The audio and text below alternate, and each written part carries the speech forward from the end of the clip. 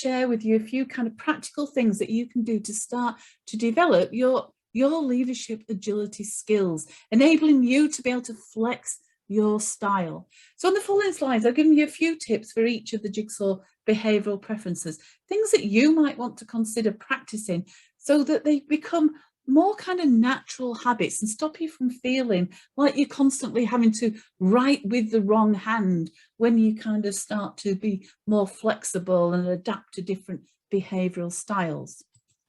So if you are if you have a red preference, then some of the things that you can do to start to practice being more agile, things such as making time for friendly, non-work related conversations, practice asking for opinions, adapting your communication style. They're all up there on the slide for you to see for yourselves, increasing your visibility by taking time out, walking around the office, actually having those face-to-face conversations with people.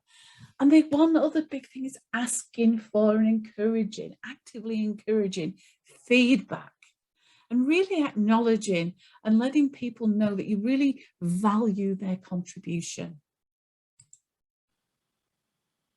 If you have a yellow preference, these are some of the things that we can start to do. Practice being present in the moment, being aware of what is happening now, and try to actually see projects through to a completion, to an end. Try to bring a little bit more clarity around your expectations of others. Perhaps try and give people a little bit more detail and direction in the scenarios, the situations that they need it.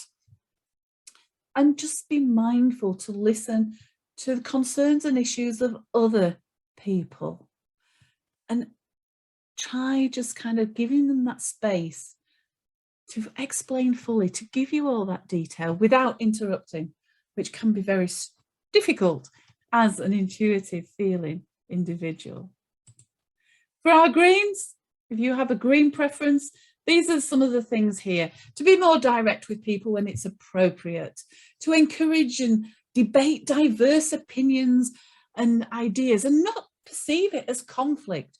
Don't be afraid to actually disagree with somebody and put a different perspective across. Practice speaking out and voicing your opinions, and delegate and ask for help without worrying about what other people are going to think. People who have a high green preference are very good at helping other people, but almost feel it's an imposition if they ask for help themselves.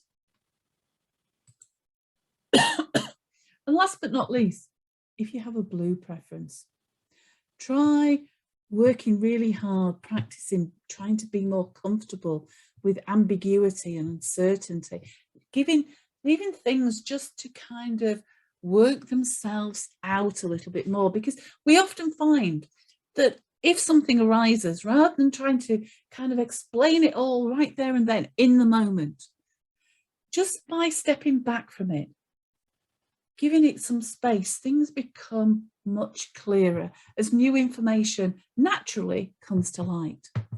Develop that behaviour of collaboration and offering to share information and data. Discuss the strengths you can see in an idea or project before raising your concerns with it, rather than going straight in and raising concerns. Restrain from stepping in and taking a project over if you feel that somebody isn't doing it correctly, they're not doing it the right way. Try and refrain, and perhaps flexing that style into more of a green coaching or yellow kind of style.